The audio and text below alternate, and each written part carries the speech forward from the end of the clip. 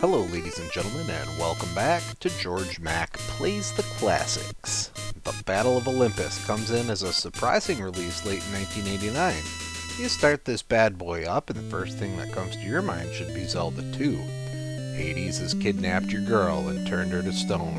In order to get her back, you have to traipse all over ancient Greece, killing bad guys, freeing nymphs, and collecting olives.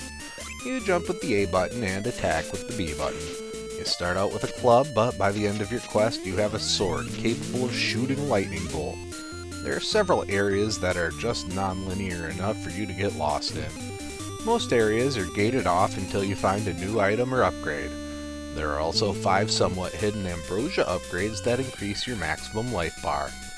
Enemies are mostly a pain in the ass to kill, being too short for you to hit while swinging. Bats swoop down from the ceilings in one of a few different patterns, and it will rarely be the one you're ready for. Expect to get hit. A lot. If you die, you can retry from the last time you heard the words of the gods, or you can continue from the area you died on with half your olives. You need to collect 80 olives multiple times, and enemies only drop one at a time, so try not to die or you're going to have to grind for a long time. Several levels are labyrinths with multiple doors that are not marked in any way. This is especially annoying in Crete, where multiple enemies are guaranteed to hit you. Bosses aren't particularly difficult and require you to corner them and hack away. There are lots of times you're going to be knocked into pits and die. It's stupid because they may be stairs that should switch screens, but if you don't walk down them, you're dead. Luckily, Hades' castle gives you multiple chances to refill your nectar flask, which refills your life bar. This makes the final battle against the god of the underworld pretty simple. When it comes to grading the Battle of Olympus on NES, graphics get a 2.5. Sprites and backgrounds look pretty good, but your sword disappears against white buildings.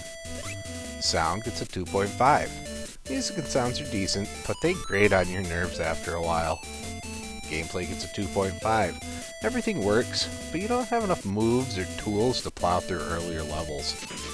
Difficulty gets a 1.5. Most of the time you have to fumble into where you're going, and a lot of the enemies are incredibly slippery. Fun factor gets a 2.0. I would have been happier without having to collect olives to buy items. That elongated the boring combat system. Overall, the Battle of Olympus earns a 2.2 and gets a C+. I walk away from this one a bit disappointed. There was potential, but it was unfulfilled.